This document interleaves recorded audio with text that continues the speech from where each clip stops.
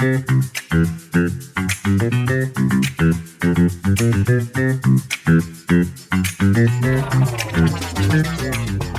to Film Perspective, Beyond Oblivious. I am Viola. And I am Ernest, and this is our 7th episode. So we wanted to ask you something today. Have you ever felt that crushing weight? Oh, that suffocating pressure. Yeah, you know the feeling we're talking about. That really sharp tension between what society firmly expects of you. Like the neat little mold you were supposed to just quietly fit into? Right, the mold versus your own wild, uncontainable ambitions that are just screaming to get out. It is a universal struggle, really. Yeah. And it transcends generations, which is, it is why today's exploration matters so much for you as a listener. We are looking at a story that is ostensibly about 19th century domesticity. But if you peer underneath the corsets and the polite teacups... Which you always have to do. Always. It functions as a striking mirror for Depression-era resilience. And quite frankly, a rather bold template for modern female independence. Today, we are immersing ourselves in the 1933 adaptation of Little Women. Directed by George Cukor. Yes, and produced by RKO Radio Pictures. It runs about 115 minutes, and it is shot in this gorgeous, highly textural black and white. The timing of this release is fundamental to understanding its impact. We are talking about 1933. The Great Depression was suffocating the United States. You had a populace that was desperate for moral reassurance. They needed warmth. They needed any tangible sign that familial solidarity could actually survive economic ruin. And RKO was practically on life support at this point. They really were. I mean, they were the smallest of the major studios, and they were just bleeding money. But this prestige adaptation essentially stabilized them single-handedly. It was a massive commercial success. And it also benefited from a very specific, fleeting pre-code window in Hollywood. For those listening who might not be familiar, before the Hays Code censorship rules became rigidly enforced in mid-1934. Filmmakers had this brief, somewhat lawless period. Yeah, they could present highly nuanced depictions of female independence, emotional conflict, and even subtle defiance of traditional morality. And you see that defiance so clearly in Katharine Hepburn's breakthrough performance as Jo March. She absolutely anchors the emotional weight of this film, but she is supported by a genuinely remarkable cast. You have Joan Bennett playing Amy.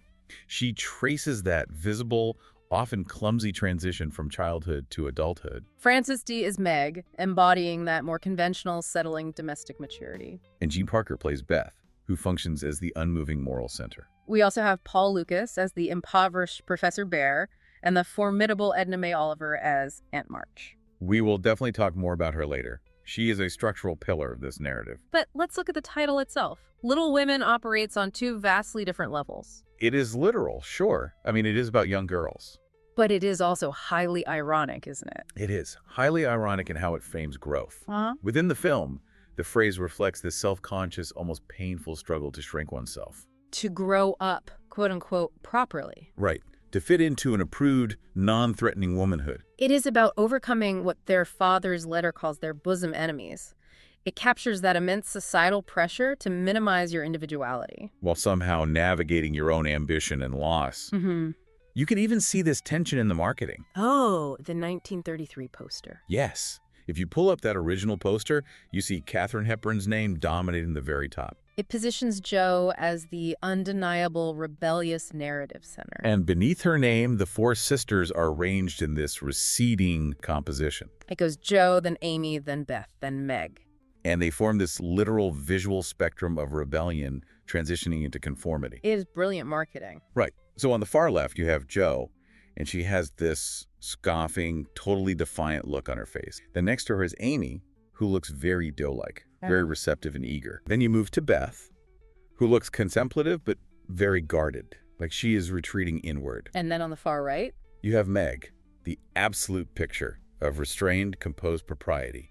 She's perfectly aligned with what society wants. it is a perfect left-to-right gradient of social compliance.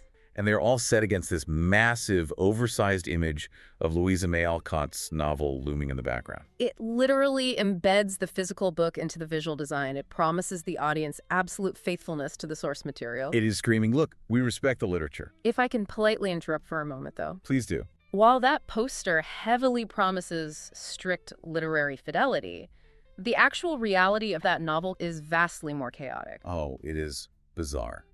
and traumatic. Way more than the studio ever wanted you to know. But first, let's walk through the narrative as George Cukor presented it on screen. So the narrative begins by immediately establishing a baseline of deprivation. The Marches are facing a bleak Christmas during the Civil War. Their father is away at war. The mother, Marmee, sets the moral baseline immediately.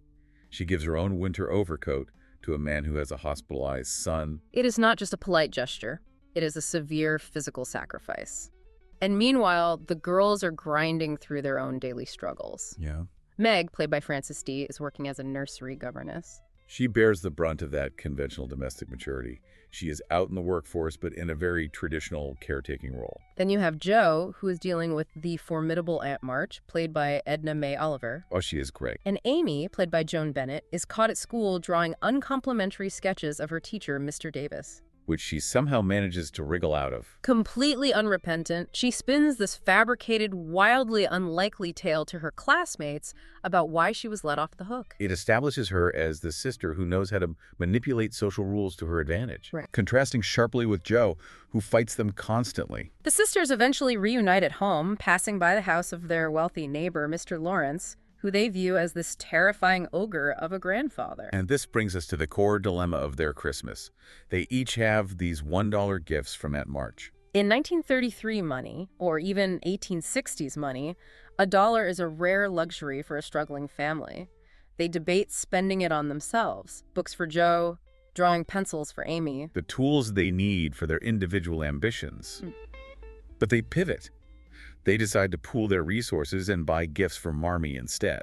Because they receive a letter from their absent father. He urges them to conquer their personal flaws and become fine little women. The mandate to shrink their selfish desires. But the charity does not stop with the gifts. On Christmas morning, they take their hearty, hard-won breakfast and give it to the starving Hummel family. Why does Cukor emphasize this so heavily?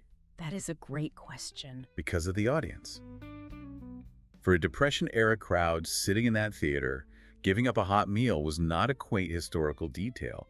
It was a visceral, recognizable survival tactic. The film connects virtue inextricably with deprivation. But the narrative does offer a reward for that deprivation.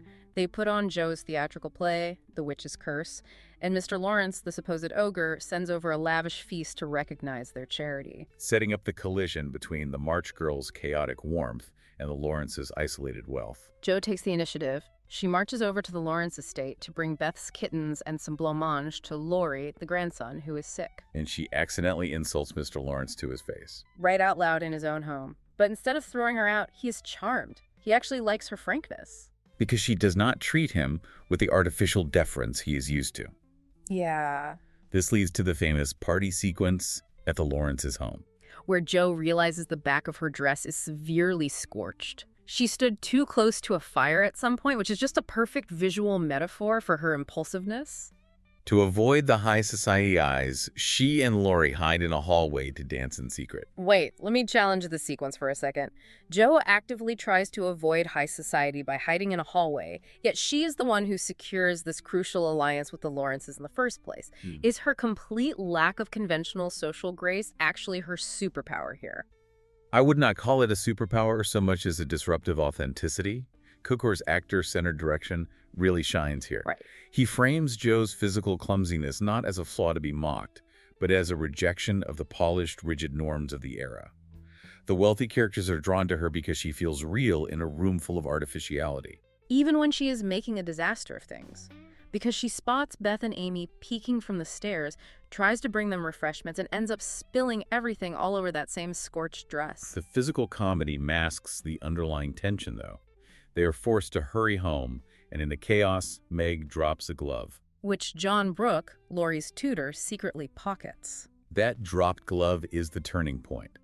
It signals the transition from the innocent, isolated fun of childhood into the rapid, painful realities of adulthood. The outside world starts creeping in. Jo experiences her first real professional triumph. She actually sells a story to a newspaper. But the victory is immediately undercut. Laurie reveals to Jo that John Brooke kept Meg's glove. And Jo is crushed. Why does a dropped glove cause such a visceral reaction in her? Because she understands the mechanics of courtship. She senses that her sister is being pulled away into conventional domesticity. The childhood circle is fracturing. Yeah. Beth is pushing boundaries too. She overcomes her crippling shyness to cross the lawn and thank Mr. Lawrence for gifting her a piano. But just as they are navigating these personal milestones, a structural crisis hits the family. A telegram arrives. Their father is critically ill in a Washington hospital. Marmee has to go to him, but they do not have the funds for the train ticket. Which forces the absolute physical sacrifice of the film. Jo goes to a barber and sells her hair for $25 to fund the trip. This moment always strikes me. Jo selling her hair for $25, I mean, that feels like the 1860s equivalent of pawning your most prized vintage guitar to pay a family medical bill. Oh, wow. Is this physical shedding of her hair symbolic of her shedding conventional femininity? It functions that way on a thematic level, absolutely.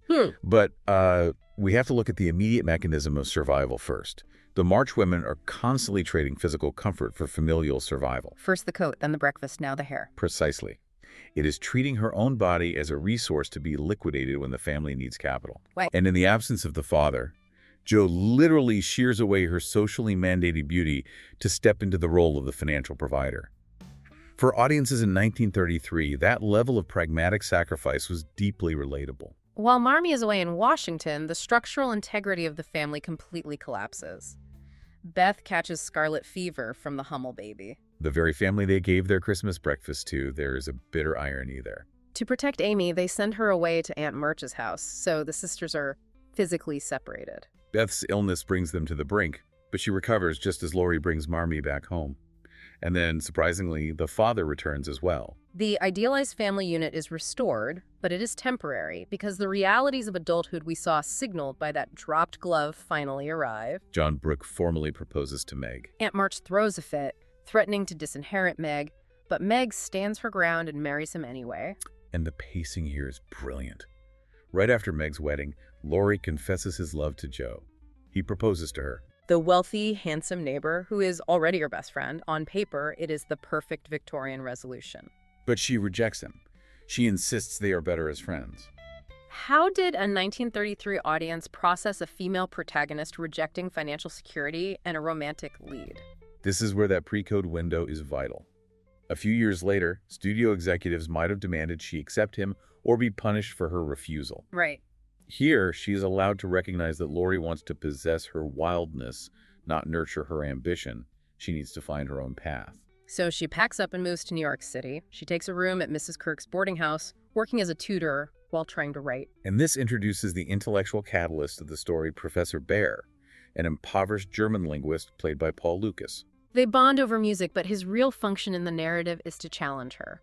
Jo has been selling these sensationalist, melodramatic stories to the papers just to make money. Survival first, art second.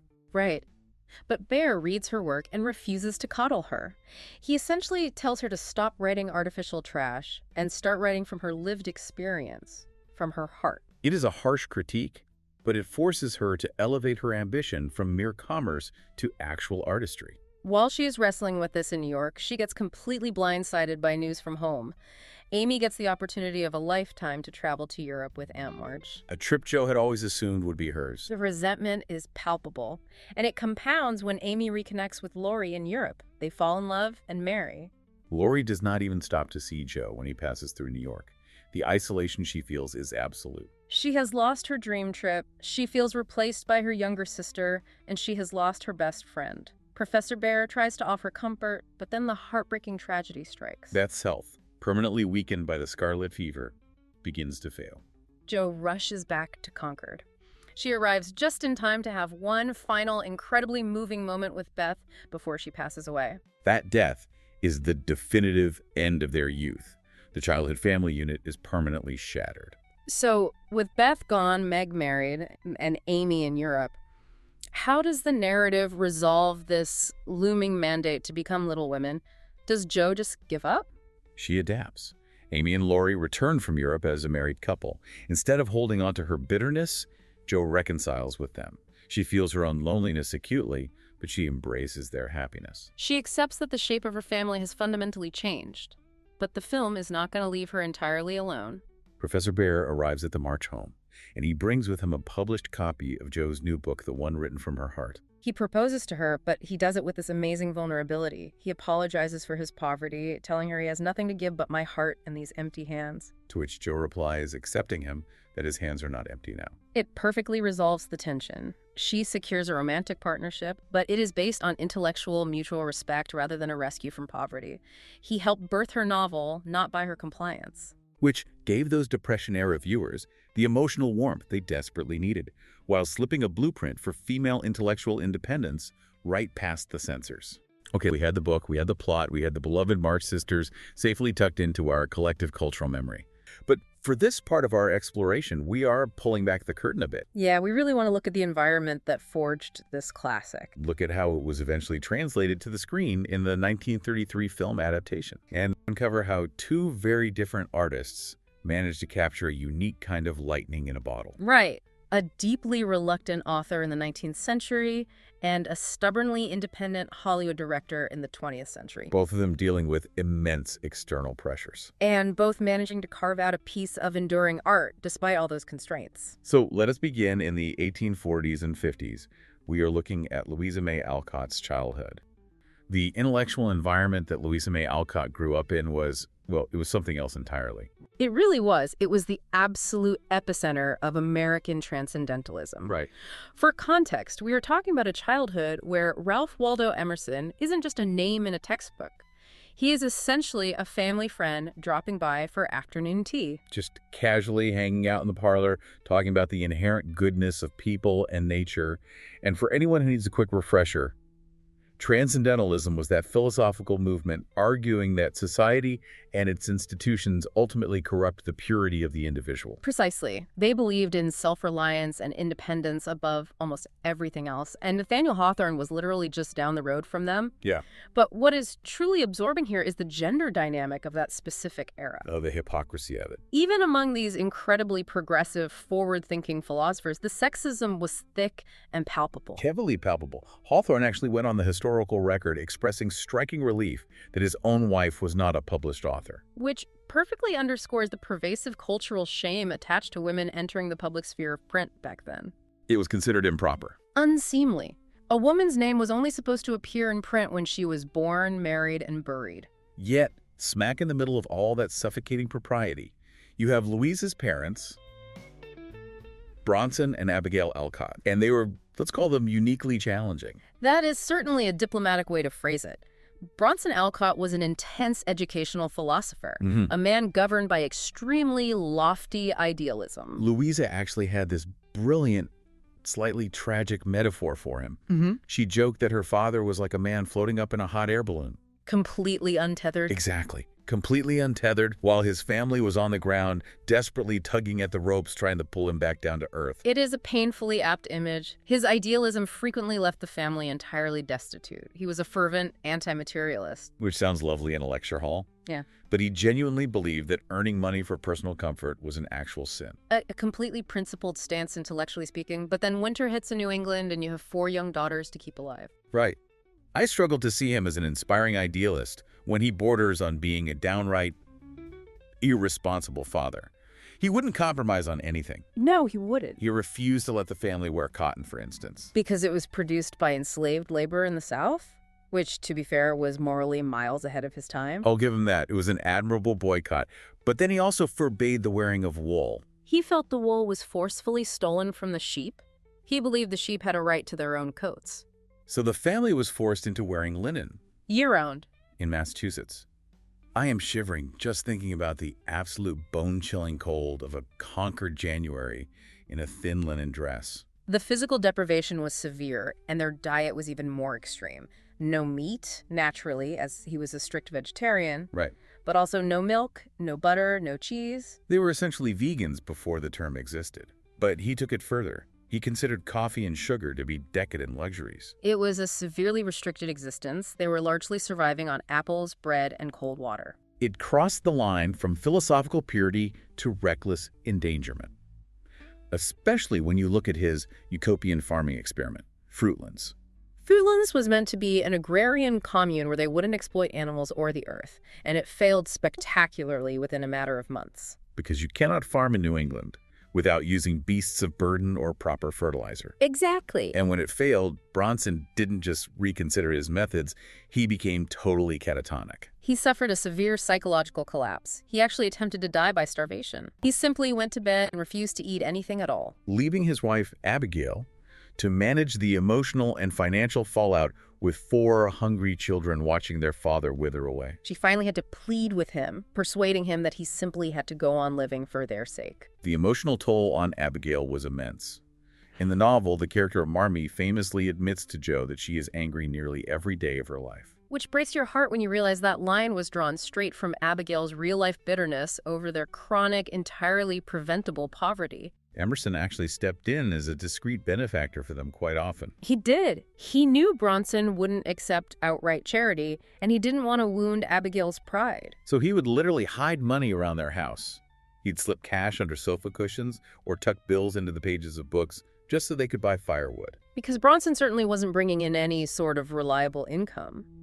There is a famous anecdote where a friend gave Bronson $20 specifically to buy Abigail a warm winter shawl. On his way to purchase the shawl, Bronson saw a rare philosophical book in a shop window and spent the entire sum on the book instead. He came home with a heavy book instead of a warm coat for his freezing wife. It makes you wonder how the family survived the decade at all without completely fracturing. It is a valid question, but to understand the full picture, we have to acknowledge a major paradox. For all his glaring financial and practical negligence, Bronson gave Louisa something exceedingly rare for a young girl in the 19th century. He gave her absolute, unwavering belief in her own intellect. He truly believed genius was innate in children, regardless of their gender. He treated her mind with intense respect. On her 14th birthday, he gifted her a journal where he had painstakingly copied out her own original poetry by hand. A tangible, physical validation of her talent. He even went out of his way to build her a semicircular wooden desk in her tiny garret room. He would bring her apples and cider while she sat up there writing, and Abigail was just as fierce in her support. Yes. When Louisa was only 8 years old, Abigail boldly declared that her daughter was going to be a Shakespeare. That level of domestic encouragement is significant, especially when you contrast it with Hawthorne's public comments about female writers. The Alcotts may have been destitute, but they aggressively fortified Louisa's creative spirit. So, equipped with that confidence, she starts writing. But she isn't churning out cozy domestic morality tales right out of the gate. No, she has to write for sheer survival. Financial pressure was the constant, inescapable drumbeat of her early adult life. Her very first published book, a collection called Flower Fables, earned her a grand total of $32. Now, $32 in 1854 had some purchasing power, but it certainly wasn't enough to lift a family of 6 out of poverty. It was a wake-up call. She realized very quickly that there was only room for one self-absorbed genius in the Alcott family. Meaning her father, who was still writing unsellable philosophy. Right. Someone actually had to pay the butcher and the baker. So she makes a massive pivot. She dives headfirst into the highly lucrative sensation fiction market, the pulp of the era. The blood and thunder tales. This is such a fascinating departure from the sanitized image most people hold of her. Completely. She was churning out anonymous, highly melodramatic, occasionally violent fiction for cheap publications like Frank Leslie's illustrated newspaper. I am obsessed with the title she came up with. The Maniac Bride. The Bath of Blood. She was just giving the people exactly what they wanted. Passion, murder, revenge. And the market rewarded her for it. She won a rather substantial $100 prize for a steamy story titled Pauline's Passion and Punishment. But she obviously couldn't slap the name Louisa May Alcott on a story called The Bath of Blood. Imagine the scandal. Imagine what Emerson would say over afternoon tea. It would have ruined her social standing entirely, so she adopted a gender-neutral pseudonym, A.M. Barnard. It completely shielded her reputation and prevented her father from being scandalized by her commercialism. And the physical toll of this writing was brutal. She described falling into what she called a vortex. She would lock herself away, writing furiously for weeks on end, barely sleeping, consuming minimal food, completely consumed by the manic need to produce enough pages to keep the household afloat. That sheer grinding work ethic is staggering. But she wasn't content to just sit in an attic and conquered forever. Then the Civil War breaks out. And Louisa desperately wanted an active, tangible role in the public sphere. The domestic life was stifling to her. She tried rolling bandages, she tried running a kindergarten, but none of it felt like enough of a contribution. So the very minute she turns 30, which was the strict minimum age requirement, she immediately applies to the Union Nursing Corps. She wrote in her journal that she felt like the son of the house going to war. Which is perhaps the most Jor March sentiment ever recorded. Yes. She gets accepted into the program run by Dorothea Dix and ships off to the Union Hotel Hospital in Washington, D.C. And the reality of that service was completely harrowing. It wasn't romantic Florence Nightingale work.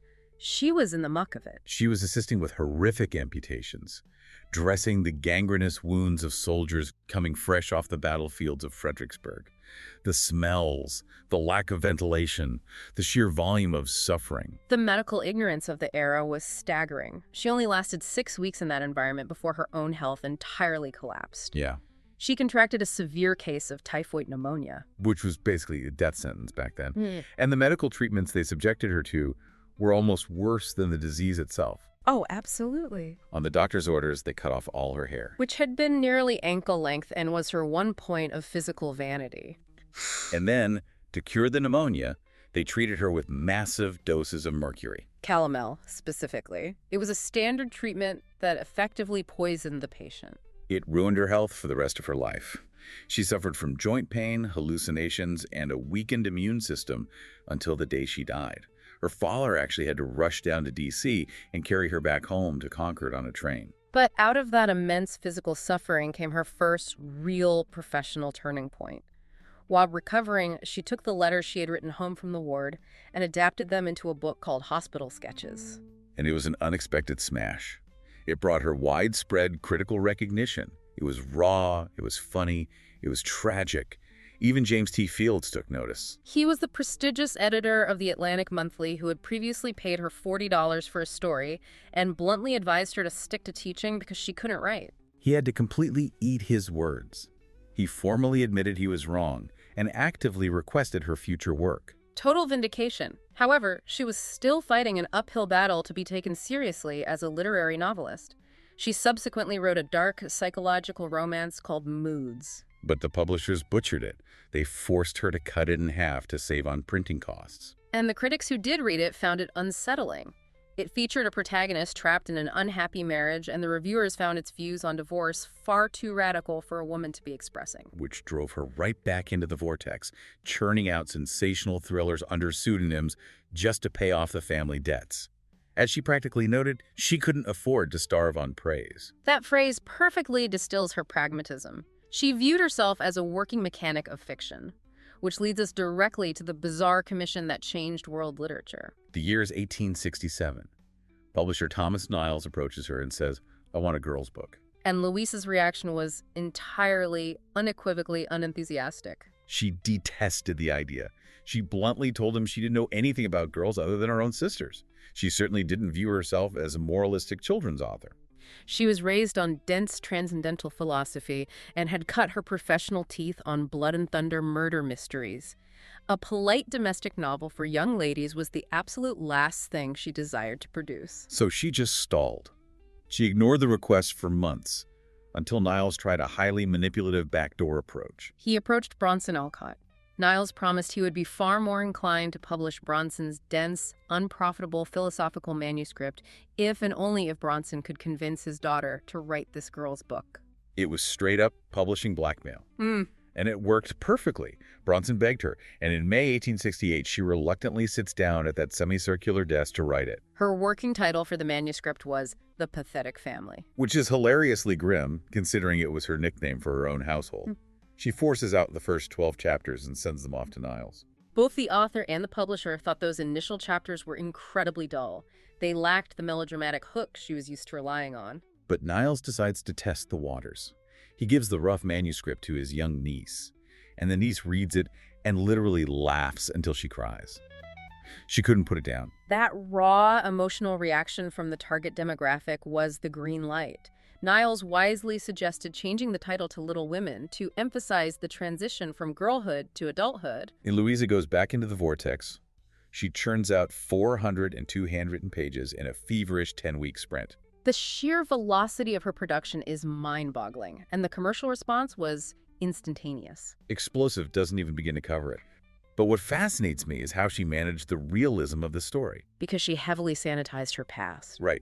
She omitted Bronson's religious radicalism Is suicidal despair at Fruitlands. and the sheer crushing terror of their extreme poverty. The Marches are poor, but it is a sort of genteel, manageable poverty compared to the starvation the Alcotts actually faced. Yet, despite those omissions, the book thrived because the emotional core was entirely authentic. They had, as she put it, really lived most of it. The sisterly bonds, the frustrations, the ambitions, it was all grounded in lived experience. That authenticity caused a total cultural reset in juvenile literature. Prior to Little Women, children's books were overwhelmingly didactic. Preachy Sunday school moral tales. The characters were entirely flat. Either purely angelic or wickedly sinful. Sins like laziness or vanity were typically punished by gruesome illnesses or death. And ambition in young women was considered deeply vulgar. Louisa systematically dismantles all of that. She even parodies those old stories in the text, mocking the cautionary tales of boys being eaten by bears just because they skipped church. The religious establishment recognized the subversion and actively pushed back. Several religious periodicals reviewed the book harshly, calling it a story without Christ, They were particularly incensed that the March Girls spend Christmas Day putting on a theatrical play. rather than attending church services in solemn prayer. But the broader public completely ignored the critics. The relatability was too potent. Part 1 was published with a modest print run of 2,000 copies. It completely sold out in a month. The demand was so rabid that she had to immediately start writing the sequel, producing pages at a pace of nearly a chapter a day. By the time Part 2 was officially announced, the anticipation was described by a local newspaper as a literal denouement epidemic. The public was desperate to know who the sisters would marry. Right. They had already sold 55,000 copies of Part 1. It transcended being just a book. It became a cultural phenomenon. Elevator boys, wealthy merchants, seasoned lawyers, everyone was engrossed in the fate of the March sisters. But if we connect this text to the broader literary conversation, the novel itself contains massive unresolved internal tensions. Oh, the feminist debate surrounding this book is fierce, even today. Scholars have referred to it as a divided house of a book. Because on one hand, it looks backward. It reinforces traditional, conservative, 19th century domestic values, duty, self-sacrifice, submitting to authority. But on the other hand, it pushes aggressively forward toward modern female independence, largely through the character of Jo. And the biggest flashpoint of that tension, the thing that makes readers furious, is Jo's ultimate marriage to Professor Bear. Critics have engaged in bitter academic warfare over this specific plot point for decades. Prominent scholars in the 1980s argued that Alcott completely betrayed Jo's fierce independence by forcing her into a conventional, somewhat dreary marriage. Some critics literally called the married version of Jo a zombie-like shadow of her former rebellious self. They felt Alcott caved to the publisher's demand that all the heroines be married off. But then you have modern scholars, like Elaine Showalter, who push back entirely against that narrative, arguing that the conclusion is actually exceptionally progressive for its time. I tend to agree with Showalter here, because Jo doesn't just fold into quiet domesticity. No, she doesn't. She marries a man who respects her intellect, she continues to balance a career, and they open their own progressive school together. She explicitly tells Bear she is going to carry her share and help earn their home. She demands an equal partnership. She achieves full, messy humanity, rather than being restricted to either the spinster box or the subservient wife box. It is a compromise, sure, but a highly pragmatic one that mirrors Alcott's own understanding of survival. And that grounded realism deeply resonated with the public. To grasp its longevity, look at a poll conducted in 1927. High school students were asked which books had influenced them the most. They ranked Little Women ahead of the Bible. Its cultural legacy is immense, to the point where it eventually transitioned from a beloved novel into a strategic political tool. This absolutely blew my mind when I read it. During World War II and extending deep into the Cold War, the United States government actively used this novel as a soft weapon in the global war of ideas. The U.S. Information Agency translated and distributed it globally. Through initiatives like the Franklin Book Program, it was sent in massive quantities to the Arab world, to Japan, to France. The goal was to promote the idealized American vision of an open, resilient society. First Lady Laura Bush even took copies of it to a Russian book festival as recently as 2003, presenting it as a core symbol of American values.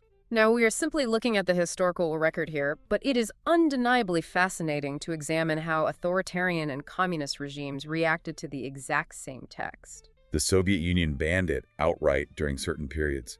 They officially declared it would dull the minds of the masses with bourgeoisie sentimentality. And in 1950s Hungary, the ruling authorities also strictly banned it, stripping it from library shelves and grouping it with materials they considered morally corrupting. Wait, didn't they literally ban it alongside illicit content? They did. It was banned in the same sweep as publications featuring strippers. That is absurd. Why? Because to that specific regime, the novel's intense focus on a strong, independent nuclear family that relied on each other rather than the state was viewed as a highly subversive, dangerous Western threat to their authority.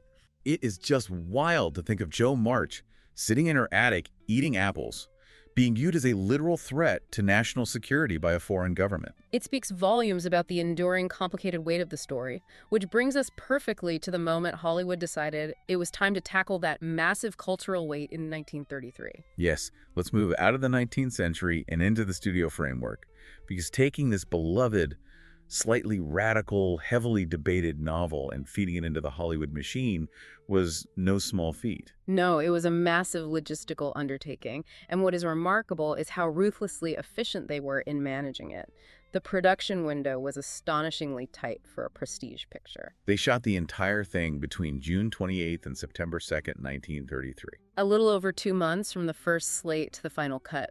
And the shooting locations were scattered all around Los Angeles. They used Providencia Ranch up in the Hollywood Hills for the March family home exteriors, Lancaster's Lake, the Warner Brothers Ranch for exterior setups, And naturally, the RKO Studios for the intricate interiors. Okay, here is hands down my favorite detail about the physical filming. We all vividly remember the notable winter scenes in the story, right? Oh, yes. The sisters trudging through the bitter snow in New England. It is central to the visual identity of the narrative. Well, because of that tight schedule, they shot those freezing winter scenes at Providencia Ranch in the absolute dead of a California summer. The historical weather data shows temperatures were exceeding 100 degrees Fahrenheit on those shoot days. And they used real manufactured ice and snow. I can only imagine the actors sweating profusely under those heavy wool shawls and petticoats while trying to look convincingly frosty and shivering. It sounds like a miserable logistical absurdity, but visually it was highly effective. And speaking of efficiency, the finances of this production remain a masterclass in studio economics during the Depression. It was a very lean operation. The final production cost was reported at exactly $424,000. Which was a very contained, disciplined budget for a period piece requiring multiple sets, extensive costuming, and a large ensemble cast. And the financial returns were astronomical. Total earnings for the initial 1933-1934 release hit a staggering $2 million. Broken down, that was roughly $1.33 million generated domestically and another $663,000 from foreign markets. Which ultimately resulted in a massive $800,000 pure, unadulterated profit for RKO. That kind of margin was a vital victory for the studio, which had been struggling financially. The film was such a reliable asset that they even reissued it to theaters a few years later in 1937 and easily pulled in an extra $70,000. The public hunger for it was obvious from the very first screening. They previewed it on October 30th, 1933, and the executives knew immediately they had caught lightning in a bottle. The premiere on November 16th was designed as a spectacular prestige event at Radio City Music Hall in New York. The general nationwide release followed rapidly on November 24th to packed houses everywhere. Okay, so we have established the literary origins, we have laid out the massive box office numbers, but to really understand why it worked, we need to examine the intimate canvas of the film itself. Right. And before we dive into those specific aesthetic choices, we must talk about the architect behind them all. The director, George Cukor. The man, the myth, the legend. So I want you to imagine, just for a second, being a Hollywood director in the 1930s. Oh boy, a uniquely stressful job, to say the least. Right. I mean, you've got your lead actress secretly pregnant. Which is a complete logistical nightmare. Total nightmare. Plus, your studio executives are breathing down your neck, demanding this glossy, artificial romance picture. Because that's what sells, or so they thought. Exactly. And on top of all that pressure, you yourself are this outsider, basically hiding your own fabricated identity from a town that just thrives on gossip and judgment. It is a lot to juggle for one person. So what is your solution to all of this?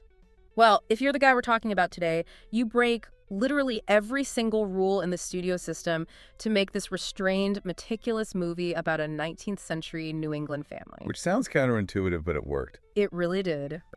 If you've ever had to navigate a really tricky workplace, maybe dealing with difficult personalities or figuring out precisely what your boss wants to hear just to get your own vision across, you are going to deeply appreciate how George Cukor operated.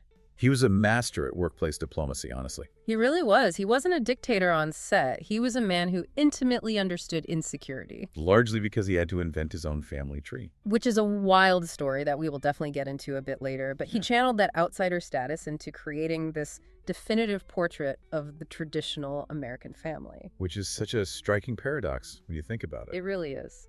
So let's start with his pursuit of what we'd call lived-in realism. Good place to start. Because when you watch the 1933 Little Women, the very first thing that jumps out at you is the restraint. Yes, it feels very grounded.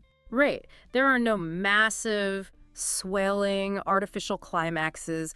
The pacing just breathes. And that was a highly deliberate choice. Cukor and his screenwriters, Victor Heerman and Sarah Y. Mason, they made a very specific structural decision early on. To not mess with the book too much. Exactly. They looked at Louisa May Alcott's novel and decided to preserve its loose, kind of episodic structure. But wait, if you're a studio executive in 1933, you have to absolutely hate that idea, right? Uh-oh, they were terrified. I mean, the studio wants a tight plot. They want rising action, a clear conflict, maybe a villain, and a neat resolution wrapped up in a bow. Absolutely. The executives were incredibly nervous about it. A loose structure is considered a massive financial risk in Hollywood. Because audiences might get bored. Right. But Cukor argued that forcing artificial high-stakes drama onto Little Women would just destroy its vitality. It would ruin the vibe, basically. He understood that in real life, things just unfold. Tragedies happen, joyful moments happen, and they aren't always connected by some overarching villain or a ticking clock. Right. There's no bad guy trying to steal the March family farm. Precisely. He wanted the screen to reflect the actual natural rhythm of everyday life. So Cukor essentially turns his set into a historical documentary space rather than a shiny Hollywood dollhouse. Which was a massive undertaking. Oh, definitely. And to get that specific, grounded look, he completely defied the studio department heads. He made some enemies there. He bypassed the in-house art department entirely. He brought in an outsider, his close friend Hobie Irwin, to handle the visual design. And this caused a massive uproar on the lot. I bet. The studio guys must have been furious. They were. Gene Allen, who was an art director who worked closely with Cukor for years, noted that the studio folks were deeply offended by this move. Like, how dare you bring in an outsider? Exactly. The in-house designers felt they were perfectly capable of building a standard New England house. But Cukor didn't want a standard set piece. No, he wanted a very specific eye, so he actually sent Irwin all the way to Concord, Massachusetts. Just to get a feel for the place. I mean, think about the logistics of that in the early 1930s. It wasn't a quick flight back then. No. He sent a guy on a multi-day train ride across the country just to look at a house. Essentially, yes.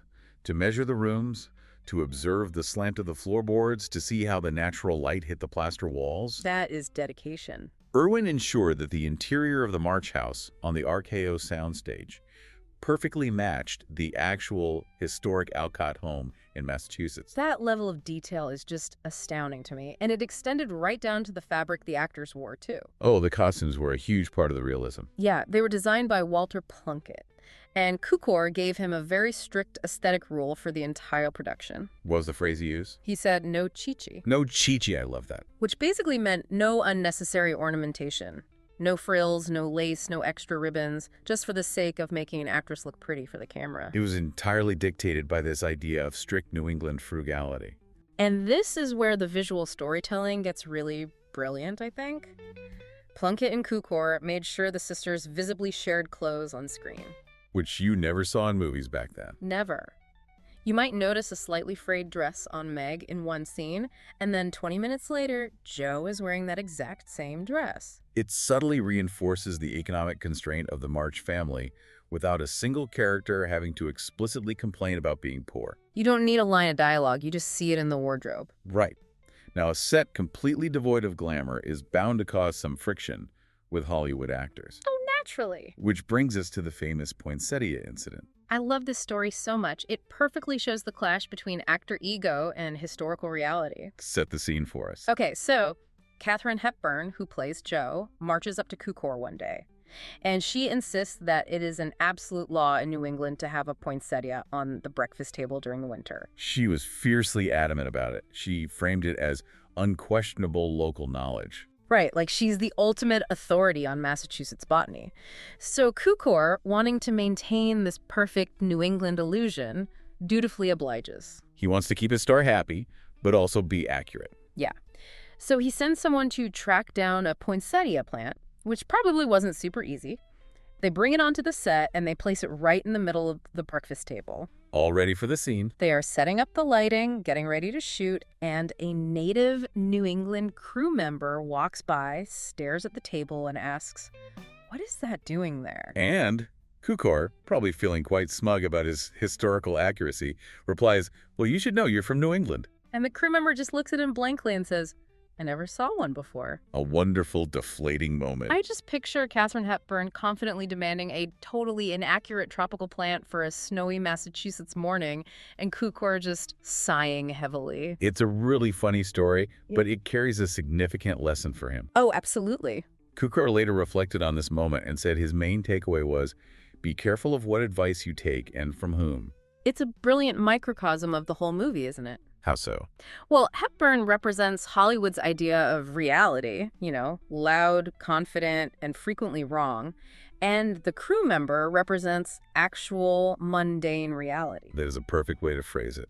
Cukor realizes his job is to protect the movie from Hollywood. Yes, he was actively prioritizing a New England sternness about sacrifice and austerity.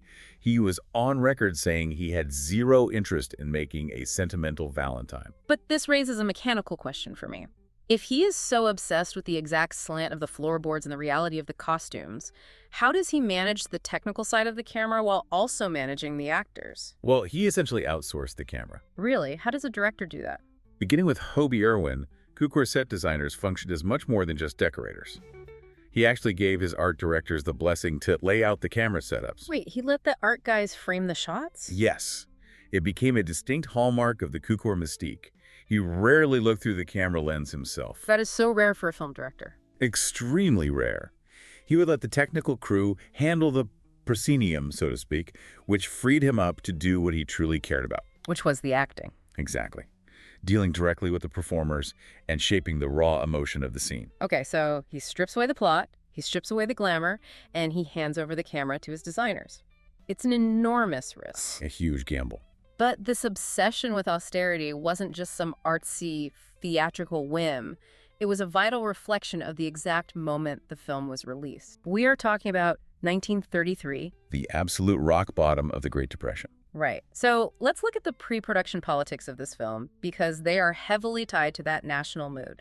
It was a very tense time in the studios. David O. Selznick originally developed this project over at RKO Studios, and he actually considered modernizing the story. Which sounds disastrous in hindsight. Oh, completely. Like, can you imagine Joe March in a flapper dress? Doing the Charleston, no thank you? But the public actually found out about this idea. When word leaked that the studio might update the setting to the 1930s, there were massive protests from female fans. They were incredibly protective of the book. The studio even confirmed this resistance through radio polls. The audience demanded the Civil War setting remain totally untouched. So Selznick relented. But even though they kept it anchored in the 1860s, the film resonated flawlessly with Depression-era audiences. Well, how does a film about a relatively comfortable middle-class family in Concord bridge the gap to audiences in 1933 who were literally standing in soup lines? It comes down to the thematic parallel. The film's emphasis on frugality, on charity, and on communal responsibility mirrored the rhetoric of Franklin D. Roosevelt's New Deal almost perfectly. Oh, that is interesting. So FDR is on the radio talking about collective duty. Precisely. FDR was constantly preaching moral renewal. He was telling Americans that they had to pull together, sacrifice individual desires, and care for their neighbors just to survive the economic crisis. And then audiences go to the theater, sit in the dark, and see the March family doing that very thing. Yes. The film actually invents a detail that isn't heavily featured in Alcott's novel to drive this exact point home. Oh, what did they add? They show Marmee working with the U.S. Christian Commission. It actively frames her as being engaged in national relief efforts. Wow. And then there's the famous Christmas gift dilemma. A perfect example. The girls have just a tiny bit of money, and they initially want to buy things for themselves, right? Sheet music, drawing pencils. Things to make their own lives a bit brighter. But Marmee suggests they shouldn't spend money for personal pleasure while their men are suffering in the war. Which is immediately followed by the scene where they donate their own rare, luxurious Christmas breakfast to the impoverished Hummel family. Right. So in 1933, these weren't just sweet character moments. Not at all. They linked private family life to a broader social responsibility.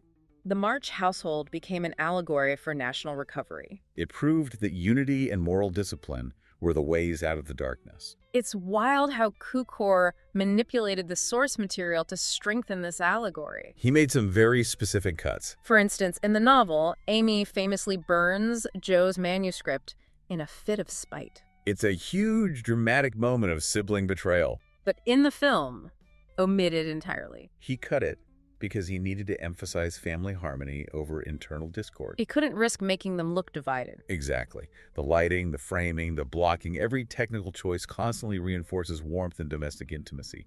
He couldn't afford a moment of genuine cruelty between the sisters. Even Joe's famous independence is softened a bit. It is domesticated, essentially. Right. Her ambition to be a writer and her desire to break free initially strain the family fabric, but the film ultimately brings her back into the fold. She returns home, she deals with Beth's tragic death, and she unites with Professor Bear.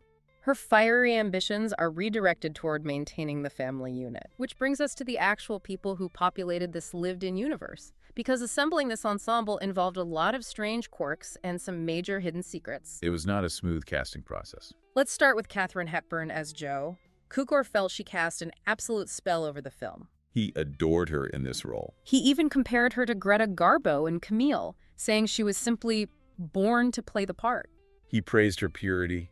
He loved her fierce loyalty and her ability to be both tender and abrasive at the exact same time. Their working dynamic is legendary in film history. It was highly volatile, but undeniably productive. Didn't things actually get physical on set once? They did. During a tense moment, Hepburn accidentally spilled sticky ice cream on an intricate, irreplaceable costume. Cukor lost his temper, struck her across the face, and loudly called her a clumsy amateur in front of the crew. That is shocking. He later admitted he was completely out of line and profusely apologized, but their relationship was built on that kind of raw friction. They would squabble fiercely, yet they remained the most faithful of friends for decades. He also loved to puncture her ego when she got too lofty. My favorite anecdote regarding that involves a scene where she was delivering a grand, highly dramatic, somewhat pretentious monologue about artistic greatness. Cukor instructed the crew to quietly lower a large, cured ham from a studio crane right into her eyeline. Literally dangling a ham in front of her face to remind her she was being a ham. Precisely. He affectionately referred to her as an artistic bully because she wielded her forceful intellect like a weapon, but they respected each other immensely. He pushed her to the absolute limit, though. Think about the emotional toll of the scene where Beth is gravely ill. That was a notoriously grueling day. They experienced repeated technical sound failures, and Cukor stubbornly made Hepburn perform 15 consecutive takes of sustained, intense, hysterical weeping. She was physically ill and exhausted by the end of it. He prioritized the raw emotion of the work over her immediate comfort, but simultaneously he fiercely protected the creative space required for that emotion. He aggressively kicked a visiting schoolteacher off the soundstage simply because her presence was distracting the actors. He guarded their imaginative bubble, and it undeniably paid off. Just look at the technical mastery of the famous 45-second sustained take where Jo is putting on her attic play. That shot is a masterclass in both performance and direction. Hepburn seamlessly shifts back and forth between portraying the villainous male role of Black Hugo and the swooning female role of Princess Zora. It perfectly captures Jo's inherent androgyny, the compelling blend of masculine assertiveness and feminine sensitivity that makes the character so groundbreaking. But casting the rest of the sisters wasn't as obvious. Take Joan Bennett, who played the youngest sister, Amy. Originally, Cukor did not want her anywhere near the film. Really? Why not? He thought she was way too hard-bitten to play a soft, girlish, mischievous character. He was judging her based on her established Hollywood persona. Right. But this is where Cukor's keen observational skills come into play.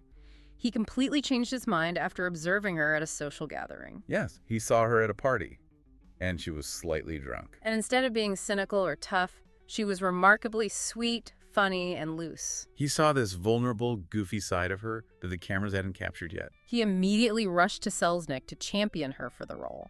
It was considered adventurous casting, but it paid off beautifully. However, it also led to one of the biggest logistical nightmares on the set. The pregnancy crisis. Okay, so Joan Bennett gets the part, production begins, and it soon becomes evident that she is pregnant. She hadn't told anyone. She hadn't told the studio because she was hoping to just rush through the shoot before anyone noticed. Which is an astonishing strategy when your character is supposed to be a youthful, slender teenager wearing tightly fitted corsets. I just marvel at the sheer panic that must have caused on set. You can't just paint it out with computers in the 1930s. No CGI to save you. And the standard studio practice back then would be to fire her immediately, right? Just replace her and reshoot. That would have been the typical ruthless studio response. Cut your losses and get a new actress. But Cukor didn't do that. No, it required entirely practical, on-the-ground problem solving. Walter Plunkett, the costume designer, had to constantly rework her wardrobe. Adding layers, adjusting waistlines to disguise her changing shape. And Cukor had to fundamentally alter his visual plan. He reblocked entire sequences so that Bennett was filmed almost exclusively from the waist up. Which is so funny to watch once you know about it. I just imagine it involved a lot of strategic acting behind large plush armchairs or casually holding a massive basket of yarn right in front of her stomach. It is a true testament to Cukor's adaptability. He was a master at blending technical problem solving with the physical realities of his actors. He accommodated the human being rather than punishing her for inconveniencing the production schedule. Which made his actors fiercely loyal to him. And there were other casting quirks, too. Douglas Montgomery was cast as Laurie, the wealthy boy next door. Cukor actually knew him from his early theater days in New York. Now, Montgomery gave a very sensitive, earnest performance, but physically he looked a bit strange on screen. He was burdened with very heavy makeup and dark lipstick. Yeah, it looks very intense in black and white. This was a holdover from theatrical traditions, where actors needed painted faces to be seen from the back row. But it didn't translate well to the sharp, unforgiving eye of the film camera. It makes him look slightly ghostly. But despite the heavy lipstick, Cukor loved his work. He even considered him for major roles later on, like Ashley Wilkes in Gone with the Wind. We also see some notable screen debuts here. 3-year-old Lily Lodge and 18-year-old Joan McGowan both made their first appearances in this film. And there was a genuinely sad transition during filming, unfortunately. Louise Closer Hale originally played the stern, wealthy Aunt March, but she passed away suddenly during production. Which is heartbreaking. Edna May Oliver had to step in and take over the role mid-shoot. It is a lot of moving pieces for a director to handle. You have a pregnant star, a deceased cast member, an actor in stage makeup, and through it all, Cukor has to maintain that delicate, austere tone. And he was highly critical of his own work. He didn't think everything landed flawlessly. Yeah, he felt there were a few false notes in the final product. For instance, he felt Spring Byington, who played Marmee, gave a performance that was just too sweet. He wanted Alcott's tall, stately lady who actually struggles with her temper, and he felt Byington played her too softly. He had a similar complaint about Max Steiner's musical score, didn't he? Yes. Steiner deliberately used a small orchestra to try and create a quaint, old-fashioned sound, but Cukor still felt the music leaned heavily into sentimentality. He really just wanted to strip all the syrup out of this movie. He did.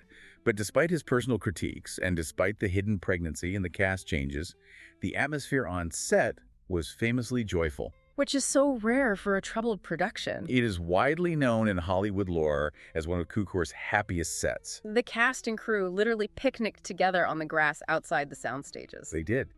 Everyone involved felt they were making something of true quality. And frankly, part of that carefree atmosphere was due to a specific absence. Yes, David O. Selznick's absence. The notoriously fussy micromanaging producer. He had left RKO for MGM right as things were getting underway. Selznick's oversight could be agonizing for directors.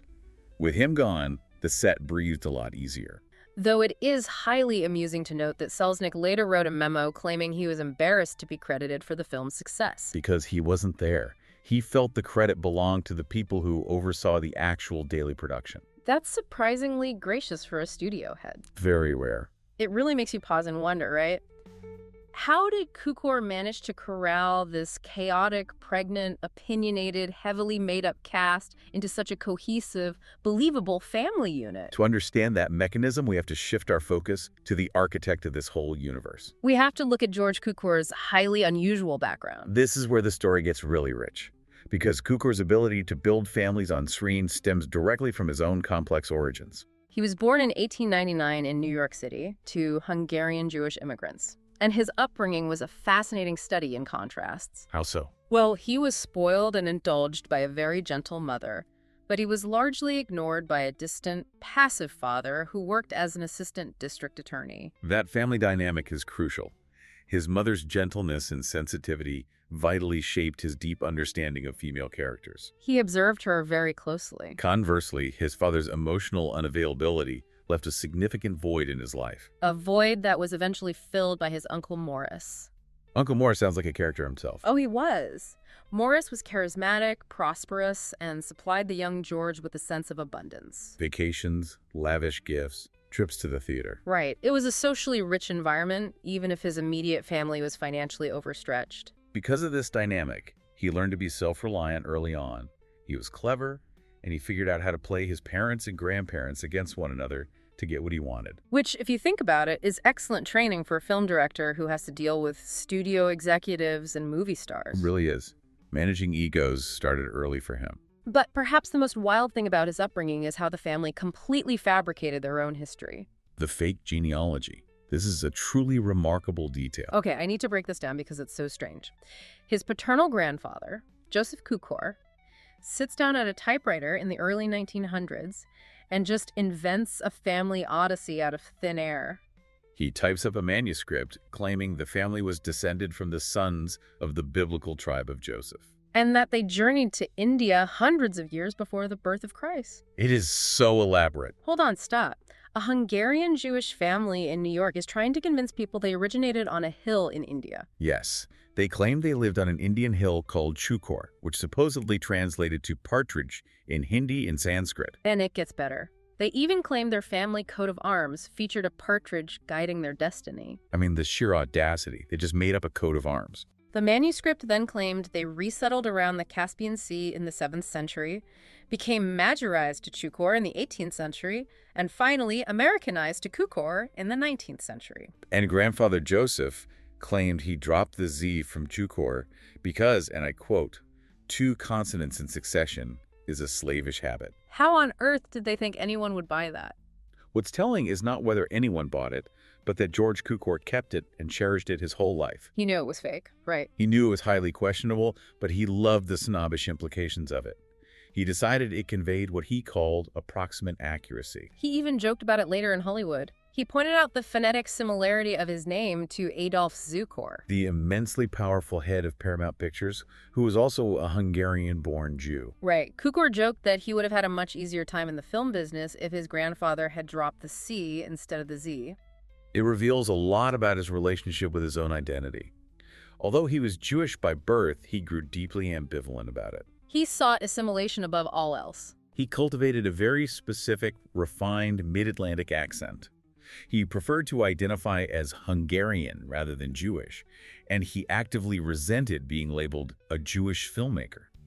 He was essentially directing his own persona, creating a character for himself to play in the real world. And part of that performance stemmed from deep physical insecurities. He was 5'8.5", and he always emphasized the half-inch. He was nearsighted, wore thick glasses, and was a chubby kid. He was intensely sensitive about his appearance, but those physical insecurities became his superpower as a director. They made him deeply empathetic to performers who didn't fit the traditional, glossy Hollywood mold of beauty.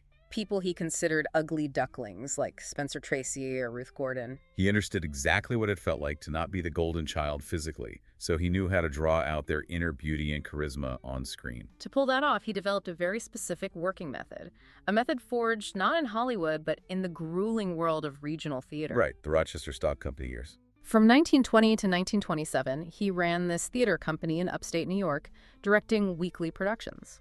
It was an exhausting schedule, but it was his laboratory. This period shaped every hallmark of his later film style. He acted as a strange mix of a matriarchal and patriarchal figure to his actors. He held exhaustive, relentless rehearsals, which became his absolute signature. I compare his directing style during this period to hostage negotiations. That's a great way to put it. It wasn't just giving blocking notes, it was psychological diffusing. He would have these long, intimate conversations with actors, absorbing their ideas, talking them off the ledge of their own insecurities, until the line between the actor and the role just blurred entirely. He was famous for his discretion on set, too. He developed a habit of walking right up to an actor and whispering his directions quietly into their ear, Maintaining their dignity in front of the crew and creating a private, unbreakable bond. but he wasn't always gentle. Mm. If whispering didn't work, he was known to yell. He would hurl these theatrical, highly creative insults at his cast. And they forgave him because the insults were so funny and effective. He could be incredibly demanding. He had a powerful sense of identity and insisted everyone pronounce his name correctly. Cukor. This led to some rather uncharitable nicknames in the industry. Behind his back, some detractors referred to him as Cucumber. That is so deeply petty. But I also read there is a species of partridge called the Cukor partridge, which is famous for screaming loudly when it gets upset. A trait that many actors who worked under Cukor noted he shared when a scene wasn't going his way. Yeah. Because when he got irritable, he tended to scream like his supposed namesake and just overflow with expletive. That intensity didn't work for everyone, though. No, it didn't. Case in point, the Bette Davis incident. Ah, yes. In 1926, a young Bette Davis passed through his Rochester theater company. She was fiery and promising, but she stubbornly resisted his precise, meticulous direction. So Cukor just placed her aside. He adamantly refused to use the word fired. He just, placed her aside. It's such a polite, quiet way to handle a massive clash of wills. If we look at the trajectory of his career, Cukor's dismissal of his Jewish identity in favor of this cultivated, assimilated persona perfectly mirrored his ability to mold actors. He was a chameleon who knew how to guide others to change their colors, too. He understood identity as a performance. And when he brought that theatrical hostage negotiation tactic to Hollywood, the clashes with the established system were immediate and spectacular. Let's delve into his early days in the film industry, specifically his work on the 1930 war epic All Quiet on the Western Front.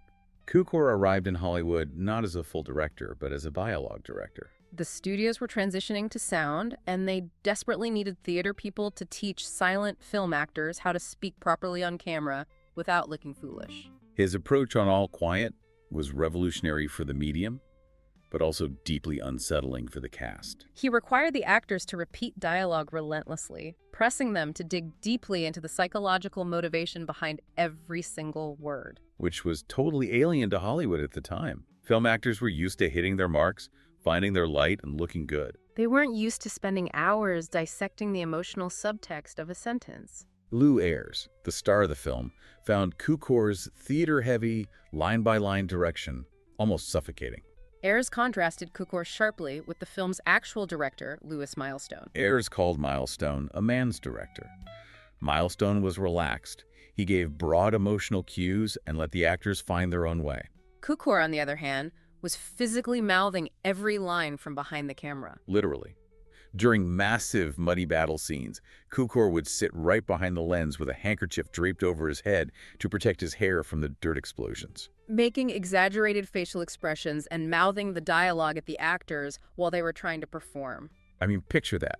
You're an actor trying to perform a harrowing scene of trench warfare. Explosions are going off, and right behind the camera is George Cukor with a hanky on his head, aggressively overacting your lines at you. It was so distracting that actors actively struggled not to burst out laughing. It was intense. Tensions actually peaked during rehearsals when a large young contract player openly defied Cukor's guidance. Cukor confronted him publicly, insisting he either accept the direction or leave the set. The actor was dismissed. It proved Cukor had iron resolve, but it also cemented his reputation as someone whose intensity could be overwhelming.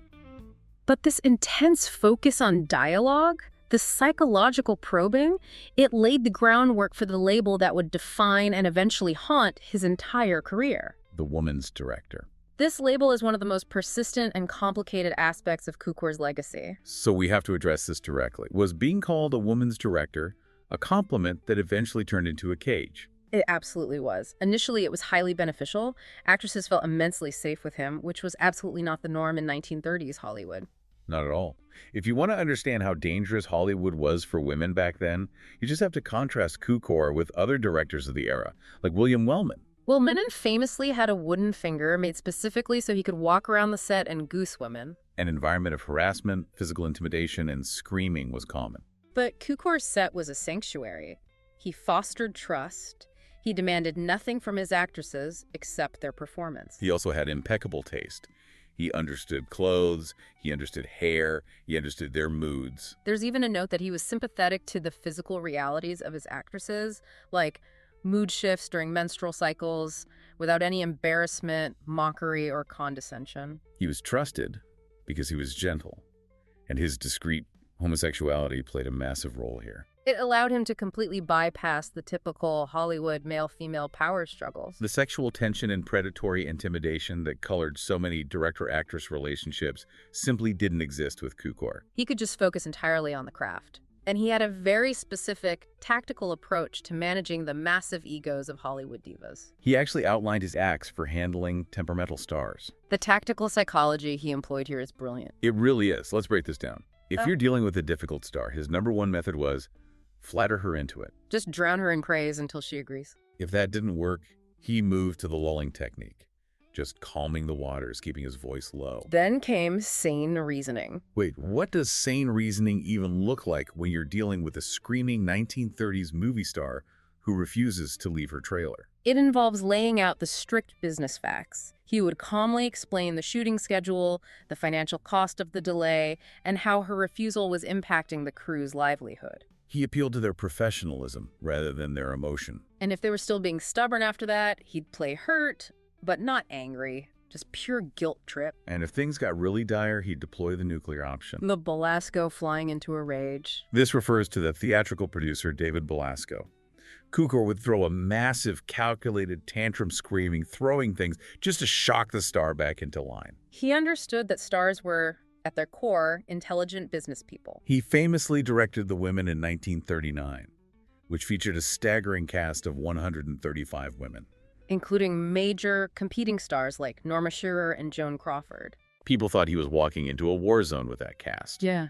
They expected daily brawls. But Cukor claimed it was easy. He knew that these women understood that throwing a tantrum would just get their salary suspended by the studio. They were professionals, and he treated them as such, relying on those acts to navigate any minor flare-ups. He also uniquely empowered women behind the camera. In an industry utterly dominated by men, 6 out of 10 of Cukor's films had female writers. He would constantly consult female friends, like Stella Block, to review his scripts. He specifically asked Block to read his scenes to ensure they didn't demean women or rely on cheap stereotypes. He was unusually open to feminist objections and actively sought out perspectives that challenged his own assumptions. That level of self-awareness is rare for a director of that era, but as you mentioned, the woman's director label became a cage. It restricted his opportunities.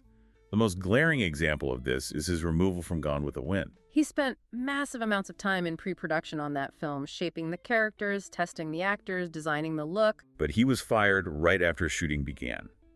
And a major reason was Clark Gable. Gable was openly hostile to Cukor, famously declaring that he refused to be directed by a fairy. The homophobia of the industry was a constant looming threat. MGM, his home studio for many years, had a strict moral turpitude clause in their contracts. Cukor's lawyers fought it repeatedly due to his homosexuality, trying to protect him from sudden termination, but it was never removed. He lived with that vulnerability constantly. Louis B. Mayer, the tyrannical head of MGM, viewed Cukor with this wary condescension. He didn't understand him, he disapproved of his lifestyle, but he needed him because Cukor made the studio money and kept their most difficult, bankable female stars in line. And that dynamic obscured his incredible versatility. The label made studio heads and the public forget his masterful work with male actors. Right. People forget he directed James Mason to a brilliant performance in A Star is Born. He directed Ronald Colman to an Oscar win in A Double Life. He directed Jimmy Stewart to his only Oscar win in The Philadelphia Story. He helped define the screen personas of Cary Grant and Spencer Tracy. But because of the label, studio executives assumed he couldn't handle manly pictures. He eventually broke out of it somewhat in his later years, directing thrillers, westerns, and musicals, but the label stuck firmly in the public consciousness. Which brings us back to where we started today, looking at the March Family. When we look at the synthesis of all this material, the studio battles, the hidden pregnancies, the fake genealogies, the Great Depression, the reason the 1933 Little Women endures isn't just because it's a sweet, nostalgic story. No, it endures because of the architecture beneath it. It was constructed by a man who fundamentally understood insecurity and the deep human desire to belong. He demanded absolute realism down to the fraying of a shared dress because he respected the character's struggle. He didn't want to sugarcoat poverty or family duty. And he knew how to make his actors feel safe enough to be brilliant, even when they were hiding pregnancies, battling their own limitations, or wearing heavy theatrical lipstick. He built his sanctuary. George Cukor was not just a woman's director, he was an actor's director. He was a masterful literary stylist whose refinement masked a deep emotional resilience.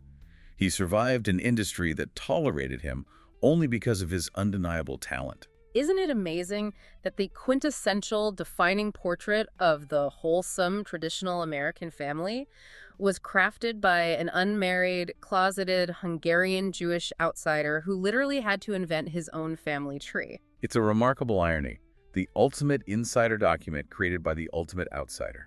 It really makes you wonder, is the most authentic, piercing American art always created by those who are looking at the culture from the outside in? The ones who understand the desperate yearning for family because they had to build it entirely for themselves. Now, we really need to unpack that massive reception. Absolutely. We're going to examine its rather restrained awards history, the fascinating evolution of its various versions over the decades, and most importantly, the core concepts. Growth, family dynamics, class struggles. Because for you listening to this right now, this isn't just a dusty museum piece. Not at all. The mechanics of this story reflect how we process nostalgia today. How we negotiate our own families, right? Yeah, and how we handle societal expectations. The dresses change, but the psychological machinery is, well, it's pretty much identical. So let's just start right there with the reception. Historically, this 1933 film is universally pointed to as the definitive adaptation. It holds that crown very firmly. Which, you know me, I am always a little skeptical of that word. Like, why does one specific version become the one everyone points to? Is it timing? Is it just casting? Well, I'd say it's rarely just one thing. A definitive label usually requires this lightning-in-a-bottle convergence. Of what, specifically? Cultural timing, primarily, plus performative alchemy and directorial empathy. Okay, break that down for me. The timing in 1933. The American public was just emotionally depleted. Yeah. They were desperate for some sort of moral coherence. Because the economy had completely collapsed. Right. And George Cukor delivered a picture that offered immense comfort, but without slipping into really cheap, sugary melodrama. The critics at the time specifically praised the sheer New England authenticity of it. He didn't shy away from the bleakness either, from what I've seen. He really couldn't afford to. Narratively speaking, he had to capture that winter of discontent while the father, Mr. March, is away at war. He's serving as a chaplain in the Civil War, yeah. And Cukor directed these highly specific vignettes that resonated with people, like the girls breaching that terrifying neighboring estate they call the Ogre's Castle. Or Joe's spectacularly disastrous home play. Right. Or Beth's really quiet struggles with the piano. He mines the sentiment, but he keeps it grounded. It's very restrained realism. It is. So, picture this. It is November 16th, 1933. A bitterly cold day in New York City, by all accounts. Oh, freezing. You are standing outside Radio City Music Hall. The wind is just whipping off the streets. And you're certainly not alone out there. No, you are surrounded by this massive, desperate, surging crowd of 3,000 people. Which is a terrifying number of people to have in one place during a panic. Right. The crush of humanity is so intense that the city actually has to deploy 30 mounted police officers. On horseback. Literally on horseback, yeah, just to keep the mob from rioting. And you have to ask yourself, what are they rioting over? Bread. Jobs. No. They are trying to get inside a movie theater to see a Civil War-era coming-of-age story about 4 sisters. It sounds kind of absurd when you frame it that way, but that is the literal historical record for the opening day of George Cukor's adaptation of Little Women. And inside that theater, another 1,000 people were jammed in, standing room only. You really think about that, it highlights a very deep emotional hunger. They weren't just lining up for a movie ticket. No, they were lining up for reassurance. They needed to see a family survive poverty with their souls intact. But they didn't just get a soothing family drama, they got a jolt of pure lightning. Which brings us back to the Katharine Hepburn factor. We talk sometimes about actors who completely define a literary character for generations. You literally cannot picture anyone else. Like Vivian Leigh as Scarlett O'Hara. A very apt comparison. Hepburn essentially consumed the role of Jo March. And the parallels between the actor and the character are almost uncanny. Both were these tomboyish New Englanders. Both had this rebellious, nonconformist spirit. Both were fiercely devoted to their families and were shaped by very forward-thinking feminist mothers. They both also committed to self-realization over conventional romance. And Hepburn brought her natural, patrician accent, her real, unfiltered persona to the screen. Contemporary critics at the time called it a raw-boned Yankee truth. I just adore that phrase. It perfectly describes her physicality on screen. She is not just walking into rooms gracefully. She is sliding down banisters. She is vaulting over fences. She animated the space. She took those massive, restrictive balloon skirts of the 1860s and made them look like athletic gear. And she had this delightful, eccentric habit of just yelling, "Christopher Columbus," as an interjection whenever she was frustrated or excited. It is so endearing. But it also does something very specific to the tone of the film, doesn't it? It acts as a necessary counterbalance. The film inherently leans toward cozy sentimentality. Given the source material, it could easily have become overwhelmingly saccharine. But Hepburn's subversive, crackling energy cuts right through the sugar. She creates a heroine who explicitly resists the pressures of traditional womanhood while forcefully asserting her own desires. She keeps the film grounded enough to get some major industry attention too. Which brings us to the accolades. The reviews from Variety, Time, The Hollywood Reporter, they were glowing, uniformly positive across the board. It wasn't just box office success, it was critical validation. The film secured 3 Academy Award nominations. Best Picture, Best Director for Cukor, and Best Adaptation. Now, this was Cukor's very first Oscar nomination, right? Yeah, it was his formal initiation into that upper echelon of Hollywood directors. Though, as the history books show, it was a year of upsets. Yes, both Best Picture and Best Director ended up going to Frank Lloyd's film Cavalcade. Oh, Cavalcade. Always stealing the spotlight in 33. It is a sweeping British historical epic, for those who might not know. Which the Academy always loves. The Academy does love a sprawling historical saga. But Little Women didn't walk away empty-handed. Victor Herman and Sarah Y. Mason won Best Adaptation for the screenplay. Which feels entirely fitting, given how carefully they had to balance the tone of Alcott's novel to make it work for a Depression-era audience. And the global footprint of this film was just massive. It took first prize at the Vienna Film Festival. Hepburn won Best Actress at the Cannes Film Festival in 1934. And it won the Photoplay Gold Medal. Which really served as a catalyst for everyone involved. For Cukor, combined with his work on Dinner at 8 that exact same year, it established him permanently as a leading, highly bankable Hollywood director. And for Hepburn, this was the absolute turning point. She was relatively new to the industry, having just debuted in a bill of divorcement. But this film cemented her as RKO's most vital, important star. It proved she wasn't just a quirky character actress. She could carry a massive, culturally significant property on her shoulders. Now, obviously, the 1933 version is the titan in the room. But it wasn't the first attempt at putting the March Sisters on screen. And it definitely wasn't the last. It is just one piece of a century-long puzzle of versions. Let's talk about those early origins for a moment, because there's a heartbreaking reality here regarding lost media that I think we need to touch on. It hurts the film lover in me to even think about it. But we have to talk about the 1917 British silent film and the 1918 American silent film. The 1918 production is particularly fascinating because it was actually shot on location at Orchard House in Concord, Massachusetts. They filmed in and around the actual Alcott home. The historical authenticity of that must have been striking. Imagine seeing the real rooms where Louisa May Alcott sat and wrote the book. But what is really notable is that over a century ago, both of these early silent versions uniquely credited female scriptwriters. Louisa May Alcott herself got a posthumous credit in 1917, and Anne Maxwell penned the 1918 version. And yet, both of these foundational pieces of cinema are considered entirely lost to history. Gone. Turned to dust. It is such a tragedy how much early cinema just vanished because the physical nitrate film stock degraded or caught fire. Or was literally melted down by studios just to extract the silver content? It is a massive cultural loss, and it raises an interesting question about the painstaking cost of adapting classics in general. When a filmmaker takes on a cherished story like this, what is the tightrope they have to walk? Like the balance between old and new. Spot on. How much do you contemporize the dialogue or the themes to make it relevant to a modern audience versus maintaining the absolute historical integrity of the novel? Are you playing it safe or taking risks? Exactly. If you change too much, you alienate the devoted fans. If you change too little, it feels like a dusty relic. Right. How much is too much modernizing? Well, if we look at the post-war pivot, the 1949 MGM version, we see a very distinct answer to that question. A very colorful answer. Directed by Mervyn LeRoy. The Technicolor spectacle.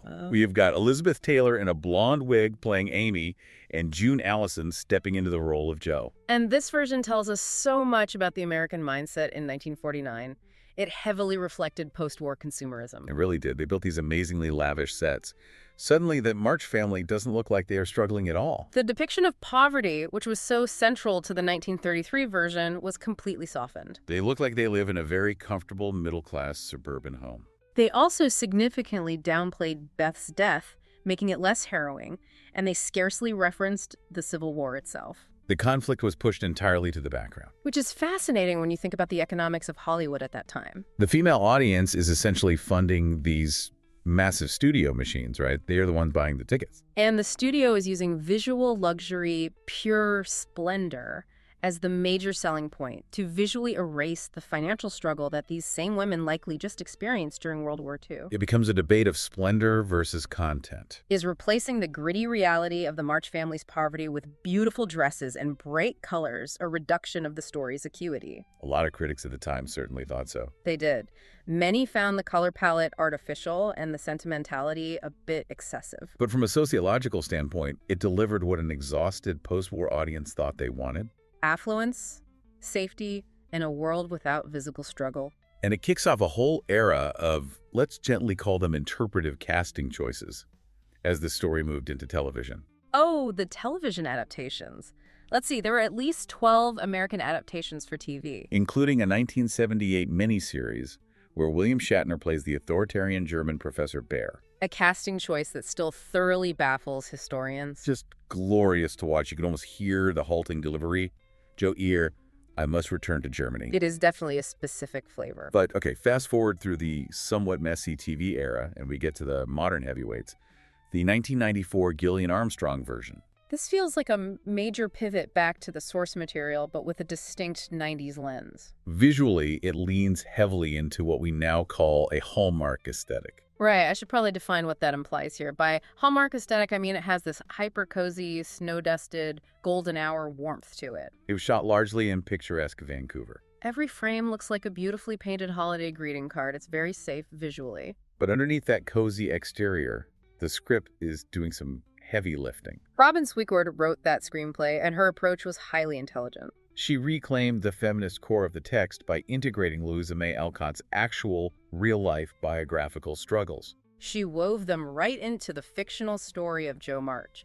What kind of struggles are we talking about specifically? Well, for instance, she incorporated the crippling financial debts of Alcott's real father, Bronson Alcott. Which is what forced Louisa to become the family's primary breadwinner in real life. Exactly.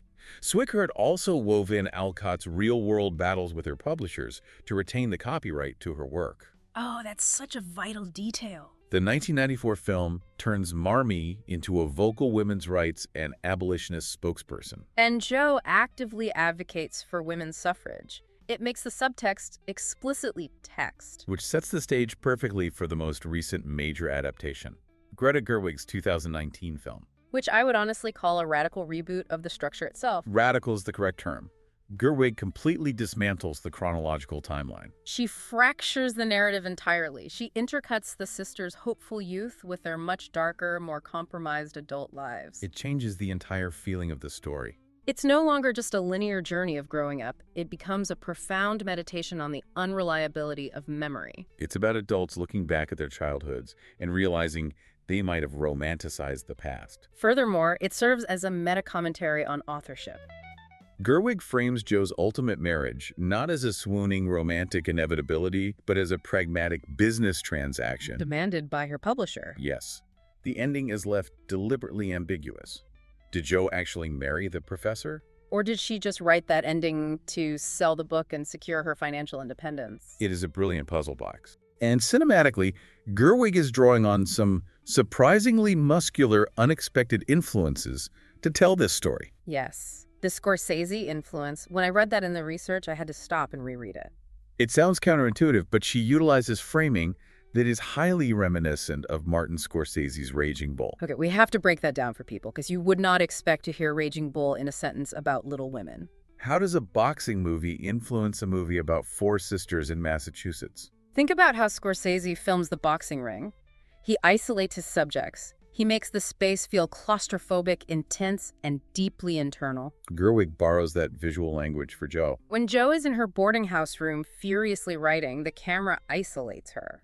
The act of writing is framed not as a delicate hobby, but as a physical, breezing, exhaustive bout. She is sparring with her own creativity. That is such a compelling way to visualize the writing process. She also uses moments where characters read letters directly into the camera lens, which closely mirrors Scorsese's The Age of Innocence. It is a highly self-aware, deeply visual interpretation of the text. So across all these versions, from the distressed, patched costumes of 1933 to the non-linear Scorsese framing of 2019, there are core concepts that every single filmmaker has to wrestle with. Let's delve into that thematic breakdown because the source material is dense. The most prominent theme, and the one that causes the most friction, is the concept of growth.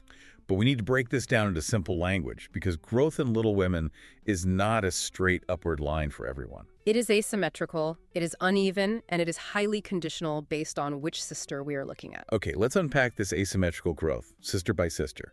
Let's start with Amy. Amy undergoes the most visibly conventional transformation. She starts out young, self-absorbed, obsessed with status and pickled limes. But her growth is essentially defined as social assimilation. Right. Her artistic impulses, like drawing that hilarious caricature of her teacher on her slate, they eventually get redirected. She doesn't become a professional artist starving in Paris. She becomes a polished, European-traveled socialite who marries the wealthy boy next door, Laurie. Growth for Amy means learning how to fit into high society perfectly. She learns to navigate the system. Contrast that with Joe.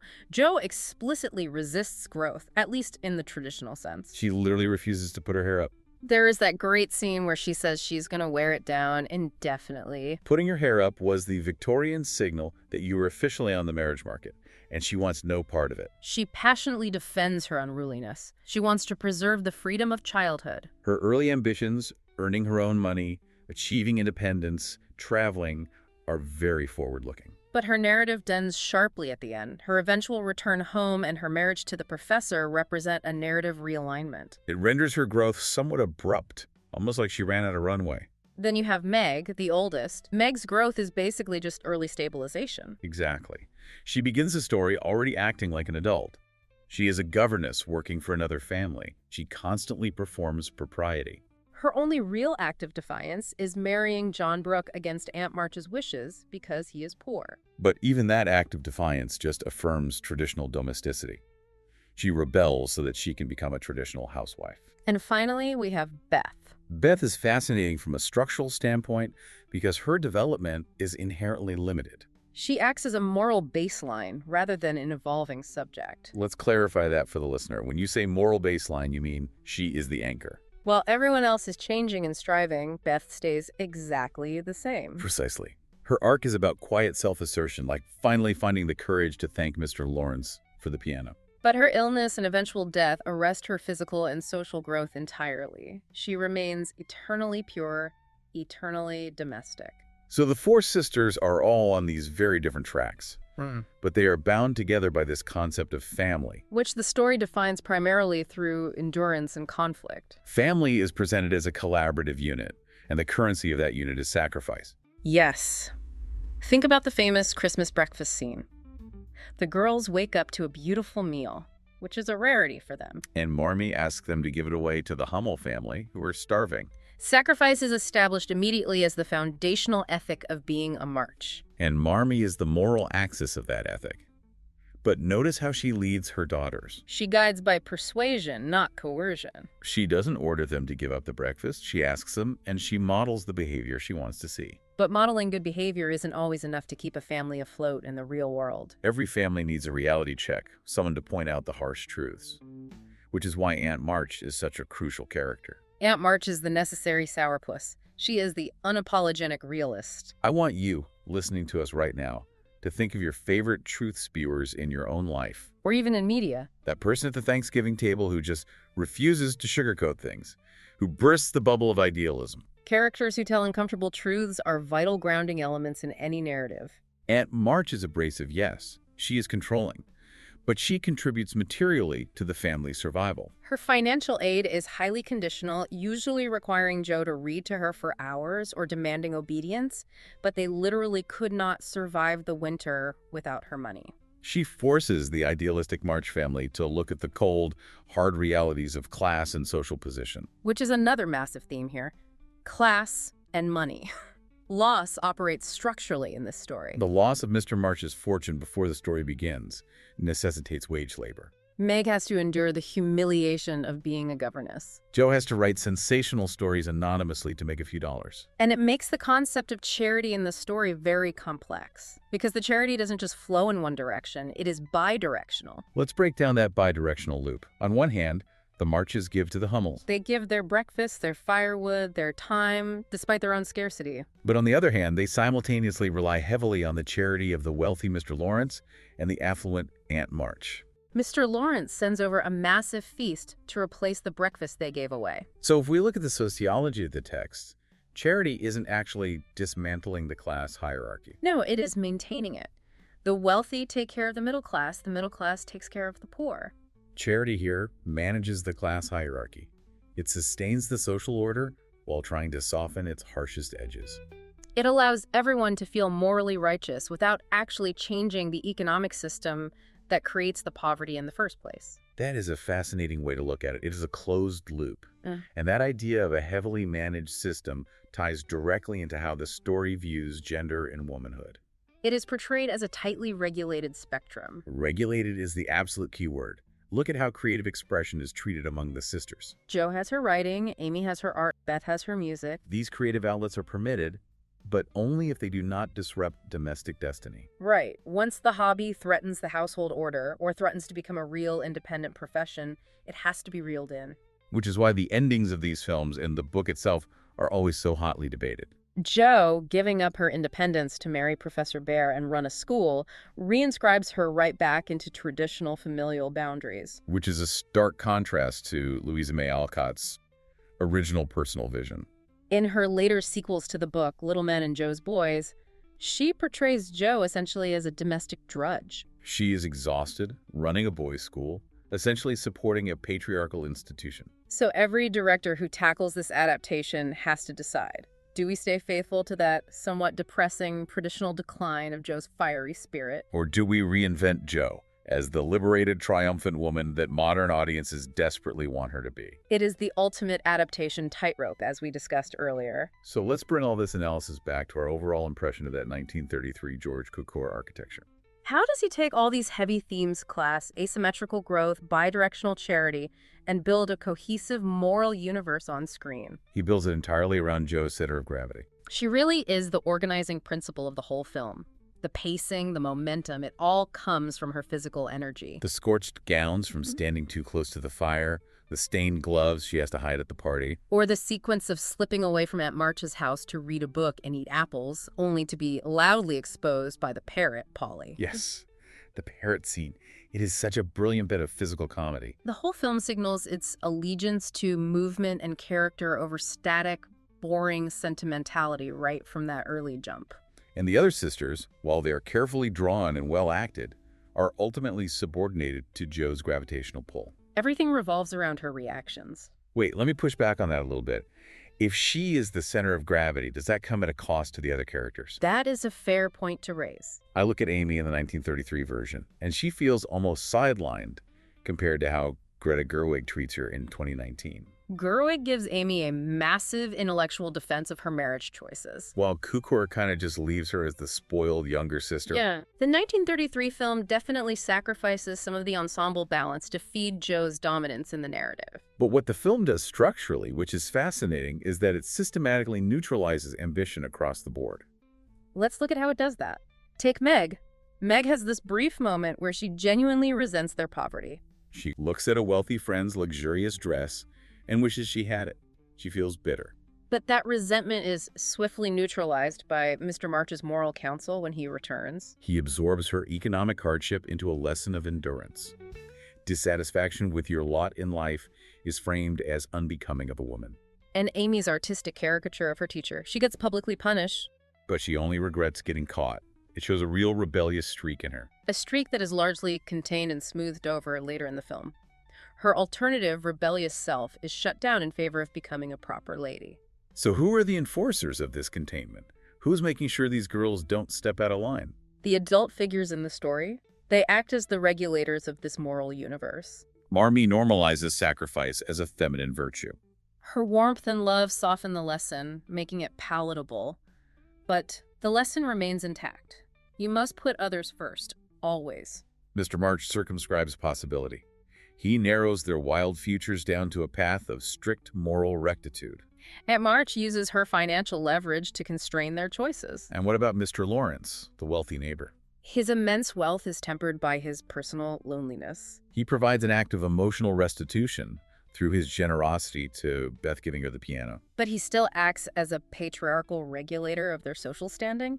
He is the benevolent rich man making sure the middle-class family stays afloat. So if we step back and look at the whole picture, so the 1933 film constructs this very careful, delicate balance. It allows for moments of immense vitality, of loud resistance and exuberance, mostly channeled through Katharine Hepburn's Joe.